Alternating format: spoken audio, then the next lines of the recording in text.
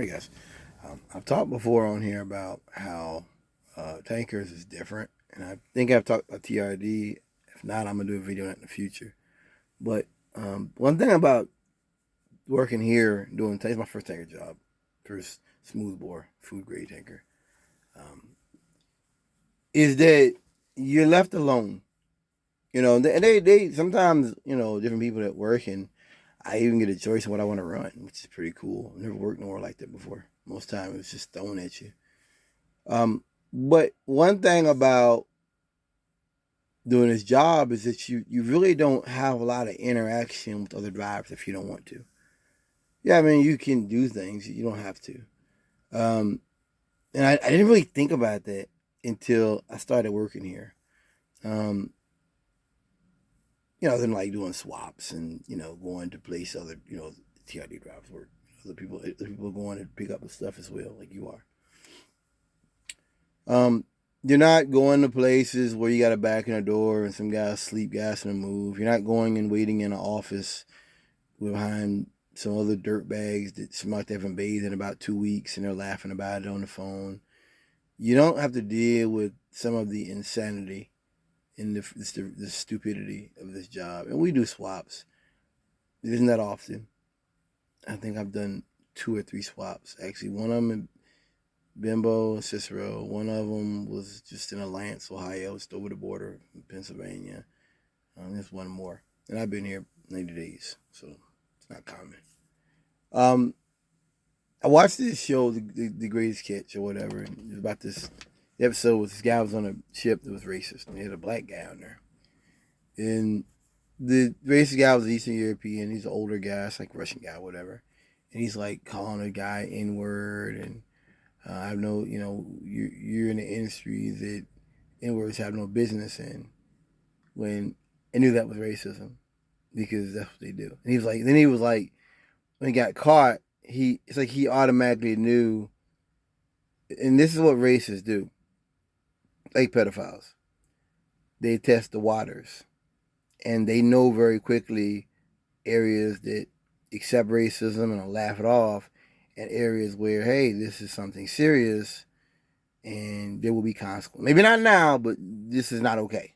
What you're saying and doing is not okay, and you're gonna hear more about it. Whatever consequences. So the guy, he was telling the other guy he was saying a half breed Mexican or something, which got me because a lot of Mexicans kind of think that they kind of think they're with the white man, and one thing selection kind of showed us is that you're not, just like us. Um, and the captain was trying to talk to him about maybe taking a class or maybe understanding how it's not accepted. And the European guy started saying, I don't care, which is how they think. That's what racism is. They know it. They know what they're doing. That's why when I listen to like these right wing guys, they'll be like microaggressions and they think it's funny or whatever. That like it's not real when it is. They know what they're doing. They know how it's harmful. They know exactly in what way it's harmful. They know what they're doing. They're laughing off things that affect people. They know, and they know exactly how. It's like me playing sports with some guy that has a knee injury, and I hit him right in the knee. Come back from surgery, and I hit him right in that knee as hard as I can. I know what I'm doing. I know why I'm doing it. It's for a purpose. That's how racism works. The same thing. It's a good thing the black man didn't respond in kind, because in a lot of areas, that's accepted. That's what it is. Um, but that guy, like I said, that's how trucking is. These guys know how they are. They get in trucking to get away from society. You go on these forums and stuff and see how they respond to politics and shit. That's how these guys live 100 years in the past. They live like it's 1940 something, okay? Or the 20s or something. That's how they live. That's how they think. That's how they are. And they get in some of these kind of jobs to get away from everybody else. I like driving. I like traveling, and I enjoy doing tankers. I actually enjoy this. You can see behind your truck, and I like it. The wind doesn't really affect you, whereas a van you're driving basically a big billboard. I like it.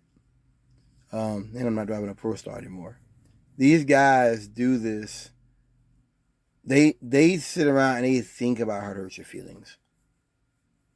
And this was, I think this was it was I think it was just something that was entertaining or whatever. That's why he put out there. But for me, it was a masterclass in how certain white people think. That they're not like that hurricane that hit West North Carolina. I'm from North Carolina. Mountains and all that stuff is a lot of racism out there. They move out there to get away from us. I'm not laughing about kids dying. I'm not laughing about people's families being ruined. I'm not laughing about industries and people losing jobs. I'm not laughing about it. I'm saying they move out there for a reason, to get away from us. They know what they're doing. It's not by mistake or by fluke. They know they have extreme politics. They know their politics is more and more every day less accepted. To tell the truth, some of the people, their way of thinking wasn't accepted when I was a kid. There you go. Some of the things that I'm looking at, they wasn't accepted 20 years ago. Okay. That's why they move out there. And this guy, Vasily, is just like them. That same nasty, vicious way of thinking. And that's, to me, what trucking is. A lot of it is. These are nasty people. And being able to just go out here and do the damn thing. A lot of the places you go to, you deal with the same customers over and over and over. Where I can't get them by name, but I can tell you by face certain people. You know, it's pretty cool. You don't have to deal with truckers. You know, like I said, you're not going to customers.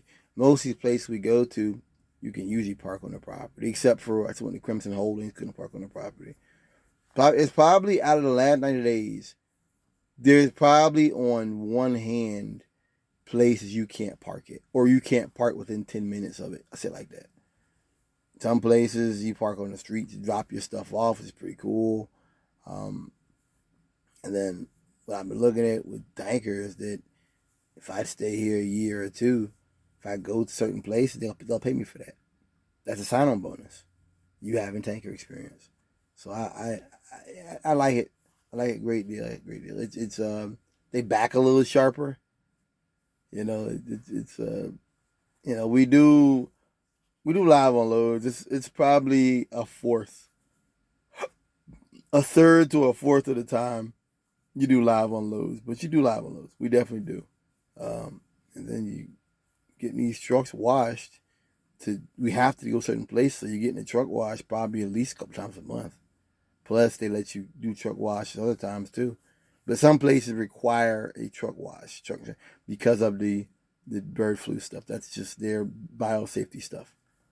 So for me, it's just interesting being away from the bullshit.